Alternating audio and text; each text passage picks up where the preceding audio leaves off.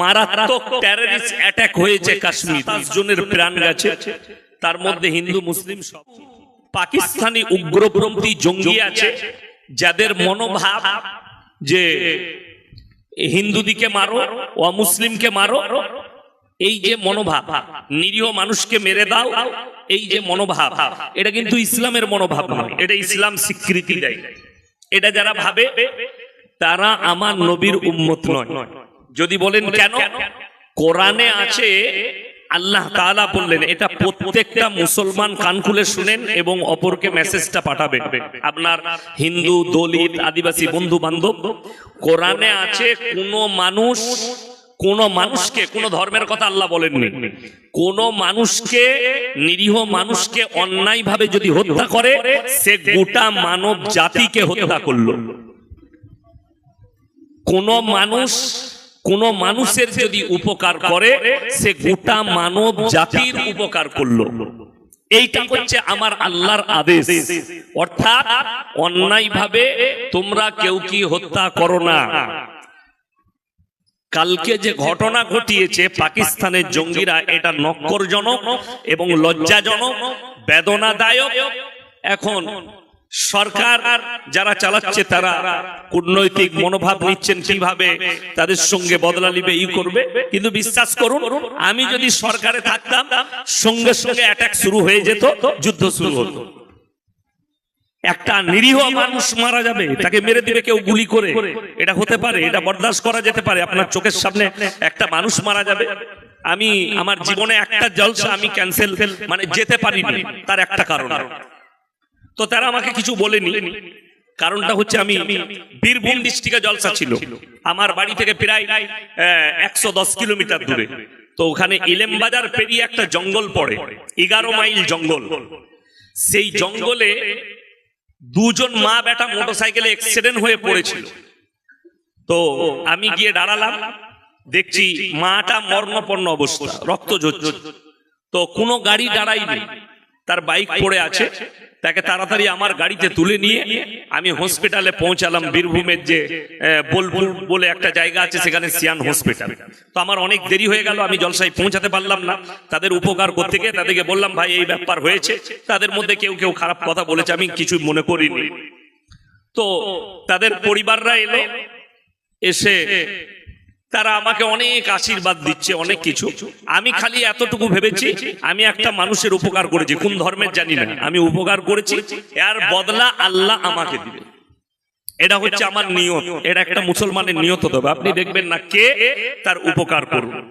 চলুন, ইস ঘর কো আগ লাগি ঘর কি চিরাগ সে। আমি এই কথা কেন বলছি শুনে দিন। এখন ভারতবর্ষে চারিদিকে আন্দোলন চলছে, ওয়াকফ বিল নিয়ে চারিদিকে আন্দোলন হচ্ছে। আপনার জানা দরকার, পার্লামেন্টে 232টা ভোট মুসলিমের পক্ষে বোর্ডে পড়েছে এবং সেখানে 40টা এমপি হচ্ছে মুসলিম, বাকিগুলো সব হিন্দু, শিখ, ইসাই ভাই আপনাদের হয়ে ভোট দিয়েছে। কথাটা বুঝতে পারলেন? আর আমার মোবাইলে প্রুফ আছে, বাজেয়াপ্ত, আমি প্রুফ রেখে দিয়েছি স্ক্রিনশট মেরে ফেসবুক থেকে। একজন মুফতি, তার নাম হচ্ছে ওয়াজাহাত কাসমি, উত্তরপ্রদেশে বাড়ি, ইউপিতে বাড়ি। তো কাসমি মানে যে দেওবান থেকে, দারুল উলুম দেওবান এশিয়া মহাদেশের সব থেকে বড় মাদ্রাসা, সেইখান থেকে যে পড়ে আসে তাকে কাসমি বলা হয়, কিংবা গুদা বাংলায় অনেক লোকে দেওবান্দি বলে। আমার বন্ধুগণ, এই মুফতি দেওবান্দি ঘরানার আলেম নিজেকে বলছে, এরপর কি সেটা আল্লাহ জানে, সে জানে। সে বলছে जो कुछ भी हुआ ये बहुत अच्छा हुआ और ये मुसलमान के लिए बहुत अच्छी है। এ কিন্তু সরকারের পক্ষে, এ সরকারের পক্ষে, যে সরকার যে বিল পাস করিয়েছে ভালো করেছে। এইরকম 4 জন আছে, দুটো হচ্ছে আপনার বেরেলভিদের মৌলবি আর দুটো দেওবন্দের পাস করা মৌলবি। এই 4 জন মিলে সাপোর্ট করেছে। পৃথিবীর ইতিহাস যদি তুলেন, যতগুলো ইসলামের ক্ষতি হয়েছে মুসলমানরাই করেছে। ইতিহাস খুলে দেখে দেন, আল্লাহ নবী সাল্লাল্লাহু আলাইহি সাল্লামকে তার গোত্রের মানুষরা বেশি কষ্ট দিয়েছে। ইতিহাস খুলে দেখে দেন। শুধু তাই নয়, হযরতে হুসেন রাদিয়াল্লাহু তাআলা আনহু শহীদ হয়েছেন কারবালার প্রান্তরে, হয়েছেন না হননি? কথা বলেন, হযরতে হুসেনকে শহীদ করা হয়নি? এবং তিনি যে শহীদ হয়েছেন কারবালার প্রান্তরে মুসলমানদের হাত দ্বারাই হয়েছে, কোন অমুসলিমের দ্বারা হয়। অটোমান সাম্রাজ্য তার যে পতন ঘটেছে লাল সাগরে, এবং তার পেছনের যে ষড়যন্ত্রকারী সেই অটোমান সাম্রাজ্যের ভেতরের লোকরাই ছিল, সব মুসলিম।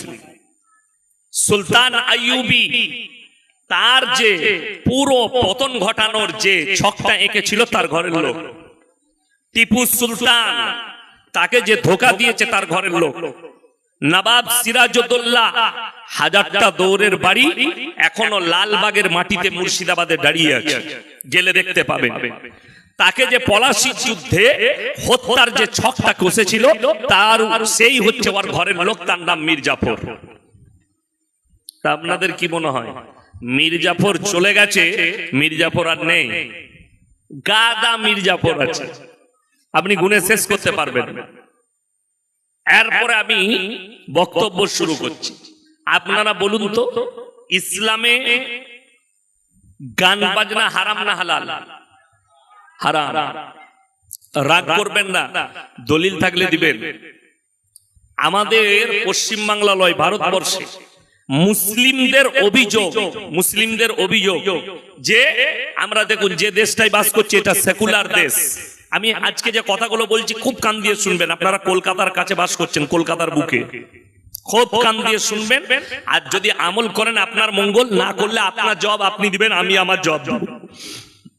আমি আপনার হয়ে জবাব দিতে যাব না, আপনার বাম্মা যাবে না, আপনার পরিবার কেউ জবাব দিবে না কারোর হয়ে। সবাই নিজের জবাব আল্লাহর কাছে নিজে নিজে দিতে হবে। আপনি ভেবে দেখুন, আমরা যে দেশটাই বাস করছি, হিন্দু, মুসলিম, দলিত, আদিবাসী, শিখ, ইসাই, সব ধর্মের মানুষ আছে। সবাই সংবিধানে আছে নিজে নিজের ধর্মকে নির্দ্বিধায় পালন করবে। এরপরে রোডের সাইডে আপনার মসজিদ, হিন্দু ভাইরা ঠাকুর ভাসাতে যাচ্ছে, তারা গান বাজিয়ে যাবে, ড্যান্স করে যাবে, তাদের যে নীতি আছে তারা পেরিয়ে যাবে। মুসলমানের অভিযোগ আমার মসজিদের পাশ দিয়ে পেরিয়ে গেছে, আমার ইমানের ক্ষতি, আমার নামাজের ক্ষতি, আমার আকীদার ক্ষতি। ইয়ে মুসলমান কেমন মুসলমান? আপনি অভিযোগ করছেন গান বাজনা ডিজে বাজিয়ে ড্যান্স করে মসজিদের পাশ দিয়ে পেরিয়ে গেছে, আমার নামাজের ক্ষতি হয়েছে, আমার ইমানের ক্ষতি হয়েছে। অথচ এই নেমো খারাম মুসলমান যারা অভিযোগ করছে, এই নেমো খারামকে জিজ্ঞেস করুন। আমি আপনার হাওড়া জেলায় প্রমাণ দেব, চাঁদ রাত থেকে পাড়ায় পাড়ায় মুসলিম যুবকরা ডিজে বাজিয়েছে ঈদের দিনে সারাদিন। ঠিক বললাম না ভুল বললাম? আপনি চলুন, ঈদের দিনে আমি জলসা করতে গেছি, সলম মোড় থেকে নিয়ে কটা পাড়ায় যে ডিজে বাজছিল তার আর কোনো গুনতি নাই। তখন তোমার নামাজের ক্ষতি হয়, তখন তোমার ইমানের ক্ষতি হয়। আমি 2 ঘন্টা স্টেজে আছি, তোমার যদি কোনো বাপের বেটা মৌলবি থাকে যে ডিজেটা ঈদের দিনে হালাল বলবে, তাকে স্টেজে নিয়ে আসুন। ক্যামেরা চলছে, সে কত বড় বাপের বেটা মৌলবি হয়েছে তাকে আমি একবার দেখে নেবো। ভাই ক্যামেরা আছে, রাসূলের হাদিস আছে, আল গিনা মিন মাজামিরিশ শাইতান, গান হচ্ছে শয়তানের একটা মারাত্মক বাঁশি, এবং কিয়ামতের দিনে তাদের কানে বজ্রের আওয়াজ দেওয়া হবে।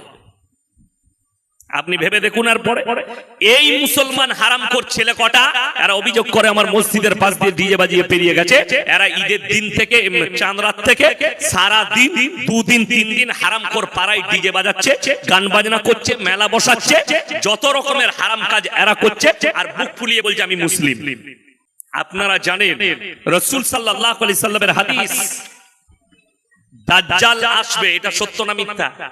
সত্য। দাজ্জাল আসার পূর্বে আলামতগুলো কি কি হবে রাসূল বলেছেন। আচ্ছা, দাজ্জাল আসবে তো নাকি সাঁতরাগাছিতে দাওয়াত দিতে যে আমার উপরে তোরা বিশ্বাস কর? মনে হয় দাজ্জাল আসবে না। দাজ্জাল কলকাতায় আসবে না। দাজ্জালের জন্য হাদিসে যেটা আছে যে দাজ্জাল যখন আত্মপ্রকাশ করবে, কয়েক দিনের ভেতরে গোটা পৃথিবী চক্কর লাগাবে, এবং সেই চক্করটা হবে রাষ্ট্রপ্রধানদের আমন্ত্রণে আসবে। প্রত্যেকটা দেশের রাষ্ট্রপ্রধান তাদের ঈমানকে আগে ধ্বংস করবে, তাদেরকে দাওয়াত, তারা দাওয়াত দিবে এবং তাদের আমন্ত্রণে এসে ঘুরবে। এবং সে দাউদ দিতে যাবে না। রাসূল সাল্লাল্লাহু আলাইহি সাল্লামের হাদিস, দাজ্জাল আসার পূর্বে তার সৈন্য তৈরি হয়ে যাবে। তার সৈন্য কারা? রাসূল বললেন, তোমরা বুঝতে পারবে দাজ্জাল আসার সময় হয়েছে যখন মুসলমানের কাছে হারাম জিনিসগুলো হালাল হয়ে যাবে। হারাম জিনিস হালাল হয়ে যাবে। তো আজকে মুসলমানের কাছে গান বাজনা হালাল কি করে হলো? আপনাদের এখানে হয়নি কি জানি না, আমি গোটা পশ্চিম বাংলার প্রত্যেকটা জেলায় আমি দেখিয়ে দেবো, মুসলমানদের বর্তমানে মুসলিমদের বিয়ে শাদীতে গান বাজনা ড্যান্স সব হচ্ছে। ঠিক বললাম না ভুল বললাম? যদি বলেন আপনার হাওড়া জেলায় নাই, কলকাতায় নাই, আপনি চলুন আমার বর্ধমানে, চলুন বীরভূমে, চলুন বাঁকুড়ায়, চলুন পুরুলিয়ায়, চলুন হুগলিতে, আমি দেখিয়ে দেবো বেটার বিয়ে 3 দিন ডিজে বাজছে, দম দারাক্কা ড্যান্স চলছে, গান বাজনা চলছে। এই হারামখোর মুসলিম ইমাম সাহেব যদি বিয়ে পড়ানো 2000 টাকা চায়, তখনই আবার মৌলবীর কাছে জলসাতে ফতোয়া চাই, হুজুর বিয়ে পড়িয়েছে টাকা দেওয়া যাবে?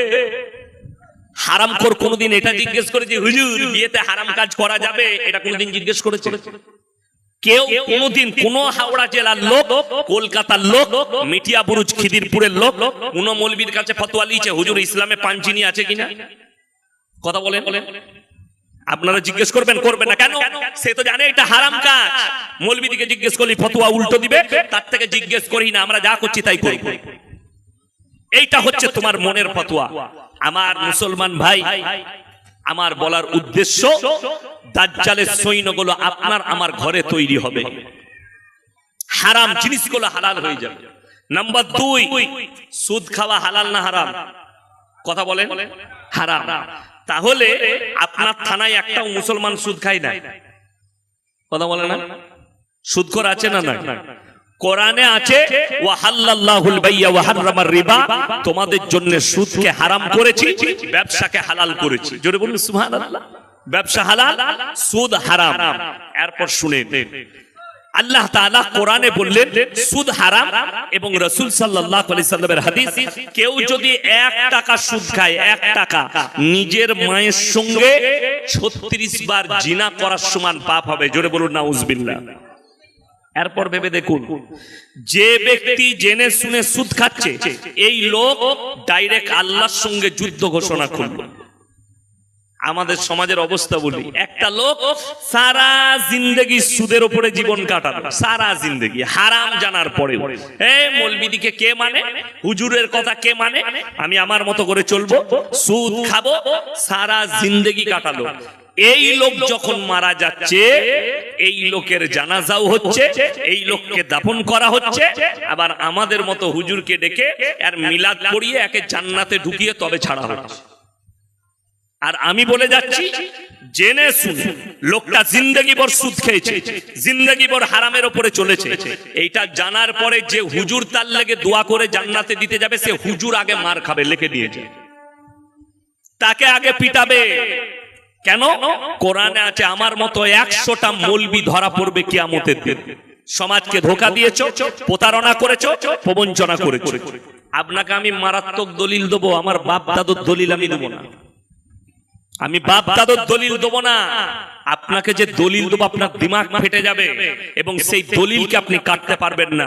সেই ব্যক্তি সাধারণ ব্যক্তি নয়, গোটা পৃথিবীর যিনি শ্রেষ্ঠ, তিনি হচ্ছেন হযরত মুহাম্মদ মুস্তাফা, সকলে বলুন সাল্লাল্লাহু আলাইহি সাল্লাম। নবীজির থেকে দামি লোক পৃথিবীতে কেউ আছে? আর কিয়ামত পর্যন্ত আসবে? আসবে না। আপনি বলছেন হুজুর আমার বাপ আমার ভাই সারা জিন্দেগি সুদের উপরে জীবন কাটিয়ে মারা গেছে, আপনি একে দোয়া করে জান্নাতে দেন। আমি 1 মিনিট আপনার লেগে কথাটা মেনে নিলাম, তার লেগে দোয়া করব, আপনি আমাকে শিখিয়ে দেন দোয়াটা কি হবে। আমাদের মতো মৌলবীকে সাইডে রাখুন। আল্লাহর হাবিব সাল্লাল্লাহু আলাইহি ওয়াসাল্লাম রাসূল, তিনার কাছে খবর এলো, ইয়া রাসূলুল্লাহ আপনার চাচা যান মরণাপন্ন অবস্থায় আছে, তিনি দুনিয়া ছাড়বেন। নবীজি ছুটে গেলেন চাচার কাছে, চাচার হাতটা টিপে ধরলেন আর বললেন, চাচা গো, আমি মুহাম্মদ আল্লাহর নবী, তোমার ভাইপো, তুমি একবার খালি কলমাটা পড়ে নাও, আমি আল্লাহর কাছে তোমার জন্য কেঁদে কেঁদে ক্ষমা চাই। আল্লাহর নবী চাচার উত্তর কি বেরিয়ে এলো জানেন? উত্তরটা এলো, আমি যদি বার্ধক্যে কলমা পড়ি লোকে বলবে মৃত্যু ভয়ে কলমা পড়েছে, আমি কলমা পড়তে পারবো না। আল্লাহর হাবিব সাল্লাল্লাহু আলাইহি সাল্লামের কাছে আয়াত এলো, জিবরিল আমিনকে পাঠালেন, ইন্নাকা লা তাহদি মান আহবাবতা ওয়ালাকিন্নাল্লাহা ইয়াহদি মান ইয়াশা। হে আমার বিশ্বনবী, পৃথিবীর মানুষকে বলে দাও হিদায়াতের দপ্তরটা আমার আল্লাহর হাতে। হিদায়াতের মালিক কে? আল্লাহ।